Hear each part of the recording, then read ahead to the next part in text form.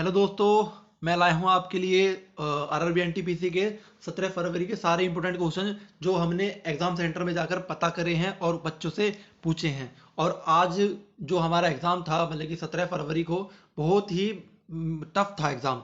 तो ज़्यादा घबराने की जरूरत नहीं है वैसे तो, पर नॉर्मल एग्जाम अगर टफ ना हो तो फिर काहे का आरआरबी एनटीपीसी। तो ठीक है, तो हम क्वेश्चन लाए हैं आज। ये शुरुआत करते हैं बिना टाइम को वेस्ट किए हुए। तो हमारा फर्स्ट क्वेश्चन था अनुच्छेद 243 सी किससे संबंधित है। आर्टिकल 243 सी कौन से संबंधित है, किस चीज से संबंधित है। तो हमारा था इसका आंसर ग्राम पंचायत। ग्राम पंचायत, ग्राम पंचायत से हमारा ये संबंधित था। तो जो मैं बोल रहा हूँ वो ज़्यादा ध्यान देना है क्योंकि लिखने के लिए कुछ इंस्ट्रूमेंट ढंग से नहीं है। तो ठीक है ना। तो मैं जल्दबाजी में वीडियो बना रहा हूँ क्योंकि रोज रोज हमें वीडियो बनानी पड़ती है। तो हमारा फर्स्ट क्वेश्चन था आर्टिकल 243 सी किससे संबंधित है। ठीक है। नेक्स्ट हमारा बोरलोग पुरस्कार किस क्षेत्र में दिया जाता है। तो बताइए, बोरलोग पुरस्कार किस क्षेत्र में दिया जाता है। तो इसका उत्तर है कृषि क्षेत्र में दिया जाता है। बोरलोग पुरस्कार कृषि क्षेत्र में दिया जाता है। अगला है हमारा पोलिश चावल से कौन सा रोग होता है। पोलिश चावल से कौन सा रोग होता है। बेरी बेरी, बेरी बेरी चावल, बेरी बेरी जो रोग होता है पोलिश चावल खाने से होता है। ठीक है। नेक्स्ट क्वेश्चन हमारा हृदय योजना में किससे कितने स्थल संबंधित थे। हृदय योजना में कितने स्थल संबंधित थे। तो इसका जो उत्तर है हमारा 12 है, 12। हृदय योजना में हमारे 12 स्थल संबंधित थे। अगला है 9 दिसंबर 1946 के संविधान सभा का अस्थायी अध्यक्ष कौन था। अस्थायी अध्यक्ष कौन था। तो देखिए ये बहुत ही इजी क्वेश्चन था, सच्चिदानंद सिन्हा। और ये अस्थायी है। और 11 दिसंबर 1946 को जो हमारे स्थायी थे वो हमारे थे राजेंद्र प्रसाद। तो दोनों ही महत्वपूर्ण हैं।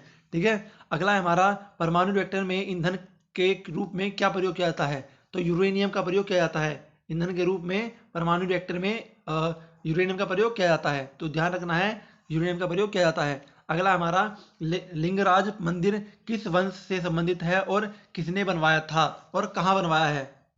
देखिए लिंगराज मंदिर जो है हमारा गंग वंश ने बनवाया था। और कहाँ बनवाया था, हमारा भुवनेश्वर में, मतलब भारत में भुवनेश्वर में बनवाया था। ठीक है। ये बहुत ही महत्वपूर्ण है। मंदिर वाले सभी क्वेश्चन महत्वपूर्ण है तो आपको ढंग से पढ़ना है। ठीक है। अर्जुन पेड़ की छाल का प्रयोग किस रोग से बचने के लिए किया जाता है। तो इसका प्रयोग किया जाता है क्षय रोग से बचने के लिए किया जाता है। क्षय रोग से बचने के लिए किया जाता है। ठीक है।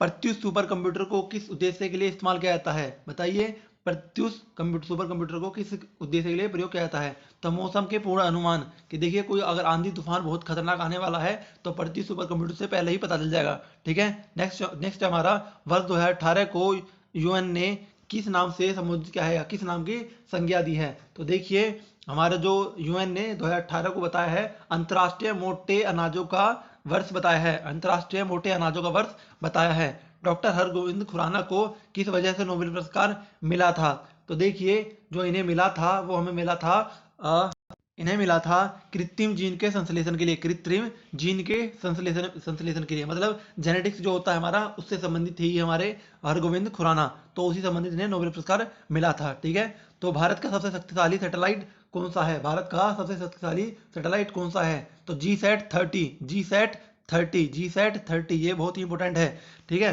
भीमराव अम्बेडकर की आत्मकथा का नाम क्या था। भीमराव अम्बेडकर की आत्मकथा का नाम क्या था।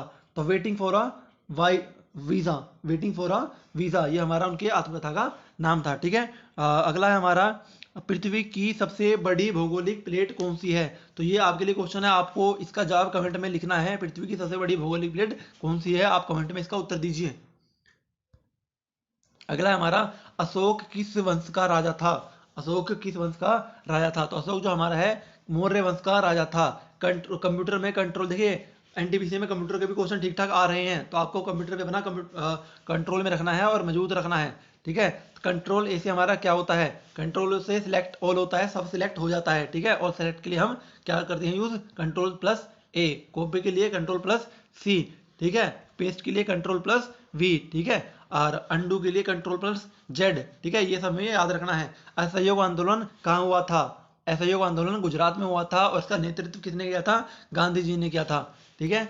NH-58 कौन से कहाँ से संबंधित है, मतलब कि कहाँ से कहाँ तक सफर को तय करती है। तो दिल्ली से चेन्नई को जोड़ती है क्या, NH-48। NH-48 यूएनओ में कितने सदस्य होते हैं, यूएनओ में कितने सदस्य होते हैं बताइए।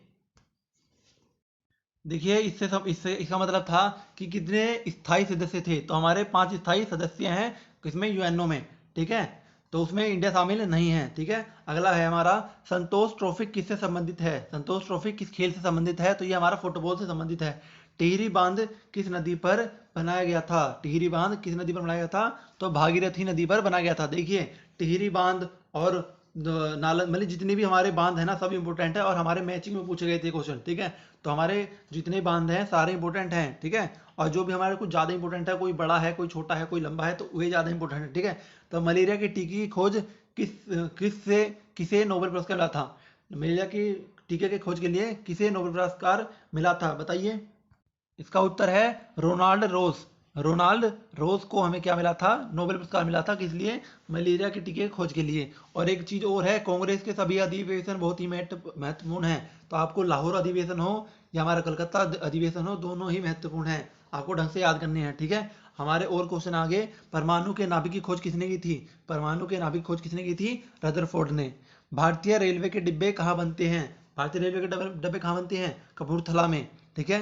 कल्पना वन उपग्रह का कार्य था, कल्पना वन उपग्रह का क्या काम है, बताइए, कल्पना वन का क्या काम था। इसका जवाब भी आपको खुद ढूंढना है, शायद ये मौसम जानकारी होगा, हमें पता नहीं है, तो हाँ, जिसके लिए हम श्योर नहीं है आपको नहीं बताएंगे, ठीक है। आप खुद इसका उत्तर ढूंढिए, ठीक है। 200 के नोट पर किसका चिन्ह है, बताइए। देखिए इसका जो उत्तर है हमारा, सांची का स्तूप है, ठीक है। 200 के चिन्ह पर, 200 के नोट पर हमारा सांची का स्तूप है। बाकी देखिए सभी नोट इंपोर्टेंट है, सभी नोट इंपोर्टेंट है, चाहे 100 का हो या 500 का हो या 50 का हो या 10 का हो या 20 का हो, सारे नोट इंपोर्टेंट है। उस पर चित्र कौन से छपा हुआ है हमें पता होना चाहिए, ठीक है। ये सारे ही इंपोर्टेंट है। तो देखिए हमारे पास इतने आज के यही क्वेश्चन थे, तो यही इंपॉर्टेंट है, और आगे के क्वेश्चन रोज के रोज हम अपडेट करते रहेंगे। तो ढंग से पढ़िए और एनटीपीसी को क्लियर करना है। तो थैंक यू।